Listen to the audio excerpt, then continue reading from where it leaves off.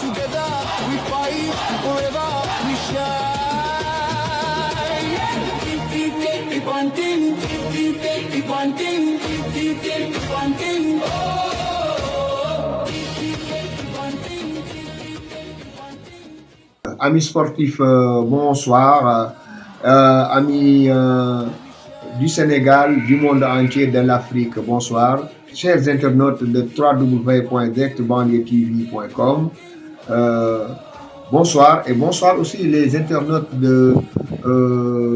la chaîne, de notre chaîne La Banlieue en Live TV. Donc nous revoilà pour en tout cas les besoins de la 35e édition de la Coupe d'Afrique des Nations Maroc 2026, Maroc 2025 et présentement la CAN bat son plein. Aujourd'hui nous sommes à presque 7 à 8 matchs, voire 9. Nous avons enregistré presque plus de 20 buts et voilà ce qui veut dire que donc les attaquants en tout cas passent devant les défenseurs. Et ce qui est sûr aujourd'hui à la une de ce journal li ci gën a fës bokk na ci ñu waxtaan dellu si waat ak yéen ci li nga xamante ni moom mooy matchu Sénégal bi nga xamante ni dóor na naka démb Botswana 2-0 leen indil réaction yi leen indil conférence de presse sous coach Papa Thiaw. Et puis l'autre chose aussi li ci gën a fës dana ci bokk aussi ñu waxtaan ak yéen la ville de Tanger fi nga xamante ni fii nga xamante ni Sénégal fi la dal ak stade Fatoumata donc bi nekk fii Sénégal fi jongante et puis laata muy jeex dana leen wax rencontre tey fu mu mujjee mais aussi évidemment match suba yi fan lay mujjee alors faram-fàcce gi ñees tous lay doon aca ñu dem Doudou Mbaye te waxukaay bi fego ak MT maanaam Mohamed Touré ci caméra beeg ci montage beeg ci réalisation bi léegi-léegi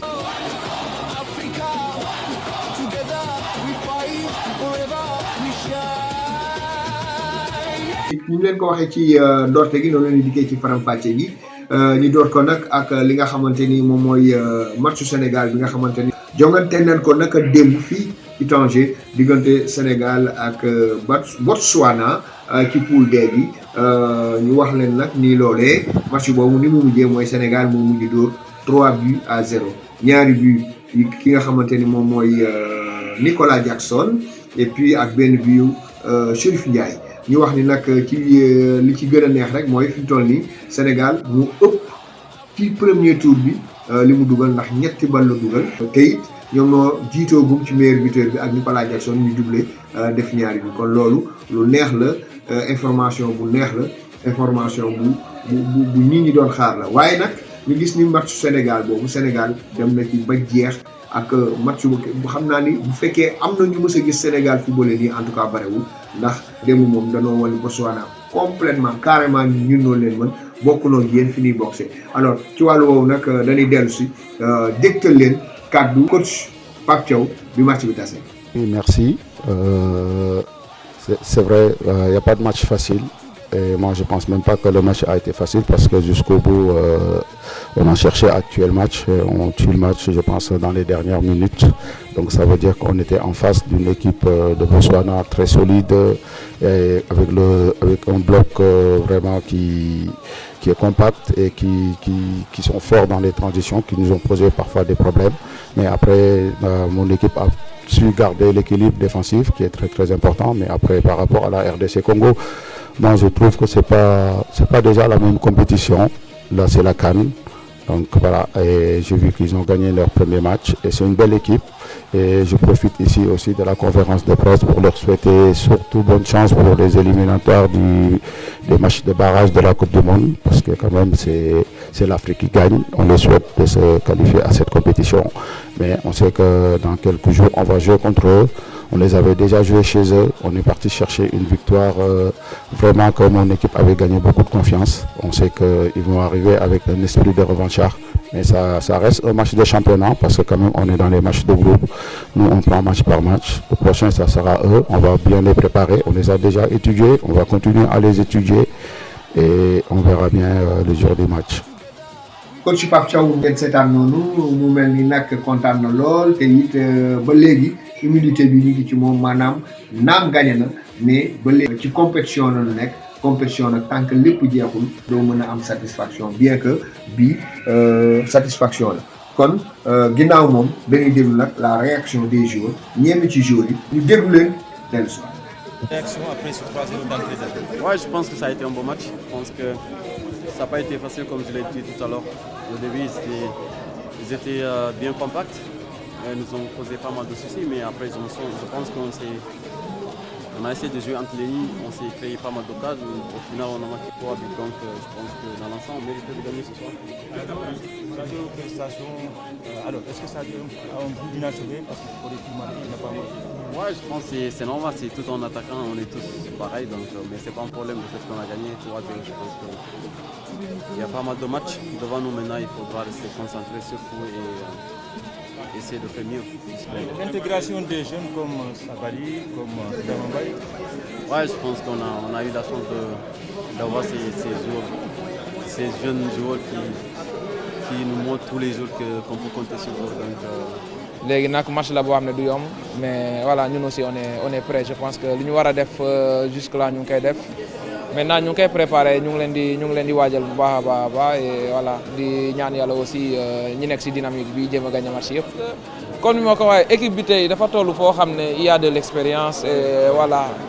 à tout moment même bu ñu mënee sax on panique pas dañuy xam ni. yor nañu loo xam ne mën nañu renverser un match donc voilà c'est des erreurs yoo xam ne defoon nañ ko mais c'est des erreurs à ne pas faire parce que bii moom Coupe d'Afrique la beneen compétition la beneen mentalité la donc voilà je pense que match boobu noonu on a tiré les renseignements il faut pas ñuy def yenn erreurs yi aussi pour de encaisser yenn bi mais je pense que si côté boobu moom bu leen am loo leen di jaaxal wala ay ñoom kii on est vraiment prêt.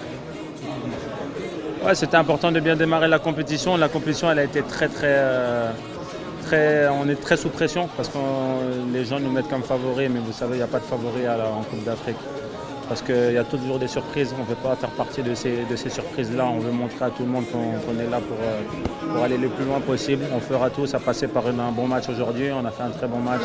Il y a beaucoup de bonnes choses, il y a des choses à rectifier encore, il y a des choses à travailler, donc on va continuer comme ça, Inch'Allah. Suivre la réaction de quelques jours après le match au niveau de la zone mixte bi nga xamante ni joueurs yi fa la ñuy jaar fu ñu fa jaaree nag taskatu xibaar yaa nga fa ñu waxtaan ak ñoom kenn ku ci nekk joxe sa xalaat kon muy xalaat yoo xamante ni ba léegi li muy wane mooy joueurs yi bu ne ba léegi ñoo ngi resté humble am humilité aussi pour dire que ni gagné nañu mais ça ne veut pas dire que ni dañuy euphorie maanaam dañuy teg affaire bi fu mu nekkul jàpp ni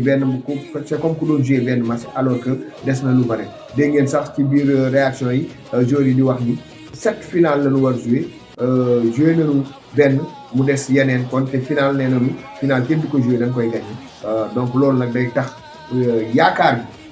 peuple sénégalais 18 millions de sénégalais gën a yokk ci ñoom kon ca kaw ca kanam ci lu baax. baneen bi ci des itam moom mooy ñu jàpp ni nag Sénégal baneen sortie bi nga xamante ni fas yéene na ko amal ñaareelu génnam jonganteem day doon ci diggante ñoom ak gaynde yi ak léopard yi loolee nag xam naa ne du yomb match bu metti la nar a doon samedi incha allah le 26 décembre 2025 fii ci stade Batouta bi nekk fii ci Tanger mu doon nag jongante boo xamante ni bu metti lay doon li tax mooy ñaari équipe yi kenn ku nekk da nga gagné sa premier match Sénégal dafa dóor Botswana 3-0 toog ci première place bi ki nga xamante ni moom mooy Congo daan Bénin benn bal ci dara moom it toog ci deuxième place bi Sénégal moo ko raw par goal différence ndax Sénégal +3 la am ñoom ñoo am +1 kon mu doon jongante bu métti ci wàllu woowu ndax premier bi ak deuxième la waaye beneen bi mooy revanche ndax xam ngeen ni Sénégal dafa bokkoon ak pour Congo les Léopards de Congo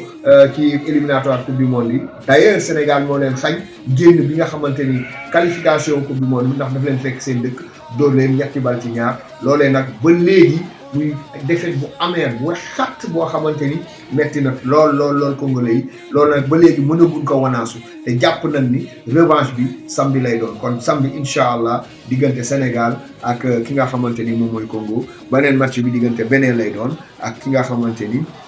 moom mooy Botswana ñaari équipe yi nga xamante ni dañ leen doon seen premier match ñooy daje loolu mooy poule D bi pour samedi ñu wax ne nag suba incha allah match du am ndax suba ci alxames bi repos lay doon pour la 5e édition de la Coupe d'Afrique des Nations qui se joue ici au Maroc donc leneen li ci des ñu wax leen ni match yi nag ba léegi mi ngi wéy di am ñu jàpp ni démb gis nañ ni Nigéria dafa gagné match am waaye itam gis nañ ni Angola dafa perte devant Afrique du Sud